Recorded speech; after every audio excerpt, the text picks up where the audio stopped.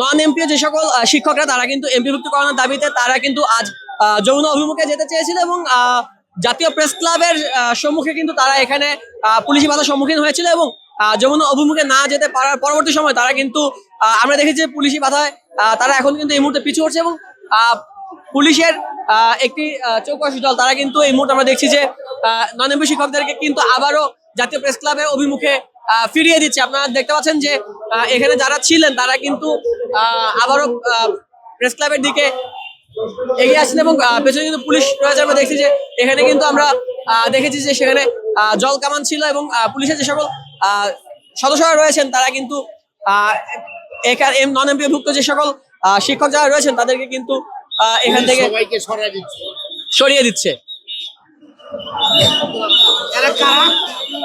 যেমনটা আসলে আপনাকে জানাচ্ছিলাম যে এই যে নন এমপিভুক্ত শিক্ষকদেরকে এখান থেকে যে সরিয়ে দেওয়া হচ্ছে সেই বিষয়টি কিন্তু আমরা আপনাদেরকে দেখাতে চেষ্টা করছি এবং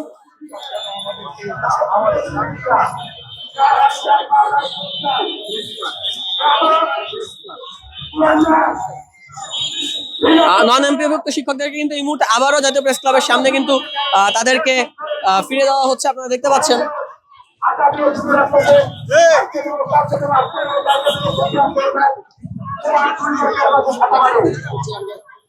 আমাদের আগামীকাল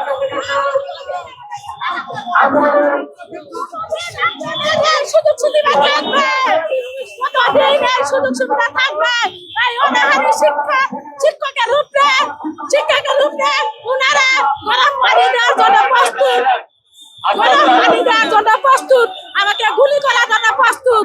আপনারাই বলেন, আপনারা মিডিয়া সারাক্ষণ দেখতে পাচ্ছেন আমরা দীর্ঘতম কর্মসূচি আমরা শান্তি শৃঙ্খলা ভাবে করছি।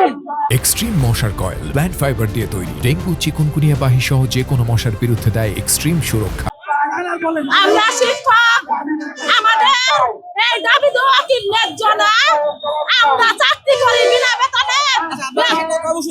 25 বছর 20 বছর আন্দোলনে যে আজকে ওনারা আমাদের প্রজ্ঞাপন দিবেন, আর ওনারা প্রজ্ঞাপন দিলে আমরা সেই প্রজ্ঞাপন নিয়ে বাড়ি ফিরে যাবো। প্রজ্ঞাপনটা দিলেই তো আর বেতন হয়ে যাচ্ছে না, বেতন হওয়ার জন্য একটা সিস্টেম আছে, একটা লিমিটেশন আছে। আমরা চাচ্ছিলাম যে আমাদের প্রজ্ঞাপন দিলে আমাদের প্রতিষ্ঠানগুলো তালিকাবদ্ধ হবে, সেই তালিকাবদ্ধ ধীরে ধীরে আমাদের বেতন চলে আসবে, ঠিক আছে। কিন্তু ওনারা এই প্রজ্ঞাপন দিতেই কালক্ষেপণ করছেন। ওনারা তো ওনাদের টাকায় আমাদেরকে দিবেন না, এমপিও দিবেন না, সরকারের টাকায় দিবেন। কেন ওনারা এরকম তালবাহানা করছেন? কেন তালবাহানা করছেন?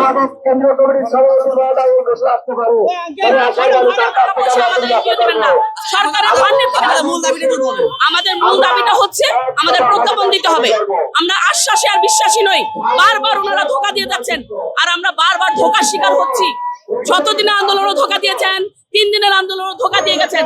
এখন আমরা লাগাতার 24 দিন ধরে আন্দোলন করছি, এখনো ওনারা বলছেন দিবেন, এগুলো বলে যাচ্ছে। এই মন্ত্রণালয়ে ভাই লাটকায় রাখছে, সেই কথা বলতেছে।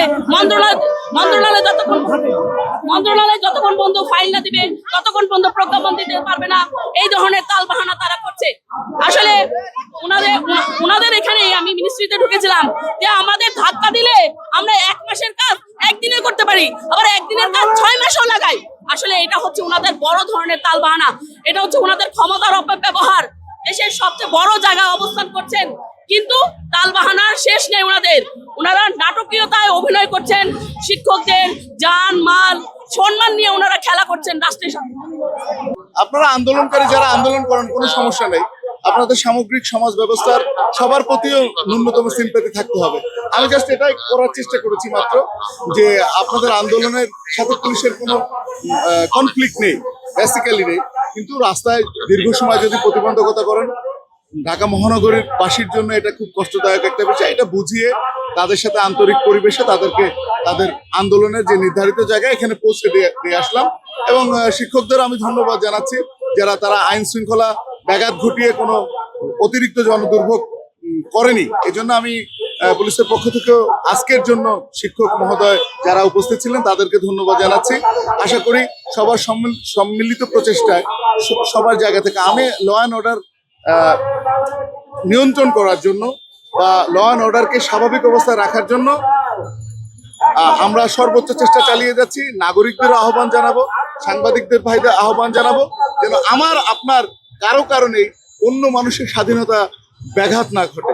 প্রত্যেকেই আমরা প্রত্যেকের জায়গা থেকে ন্যূনতম দায়িত্ব যদি পালন করি তাহলে বৈষম্যের জায়গাগুলো কমে আসে। দর্শক যেমনটা আসলে জানাচ্ছিলাম যে এই যে নন এমপি শিক্ষক যারা তাদেরকে কিন্তু এই মুহূর্তে পুলিশ জাতীয় প্রেস ক্লাবের সামনে তারা অবস্থান নিচ্ছে এবং তাদেরকে কিন্তু সেখান থেকে সরিয়ে দেওয়া হয়েছে এবং আমরা দেখছি যে তাদেরকে সরিয়ে দেওয়ার পরবর্তী সময় এখন কিন্তু তাদেরকে একটি পাশে সরিয়ে দেওয়া হয়েছে এবং এই মুহূর্তে তারা কিন্তু এখান থেকে ছত্রভঙ্গ হয়েছে এবং তাদের আজকে কর্মসূচি ছিল জাতীয় প্রেস ক্লাবের সামনে থেকে তারা কিন্তু যমুনা অভিমুখে যেতে চেয়েছিল, এমনটাই আমরা জেনেছি। দর্শক জানাতে চেষ্টা করছিলাম জাতীয় প্রেস ক্লাবের সামনে থেকে নন এমপিভুক্ত শিক্ষকদের যমুনা অভিমুখে পদযাত্রার সর্বশেষ তথ্য। জহিরুল ইসলাম রাতুল, বাংলা নিউজ 24, ঢাকা।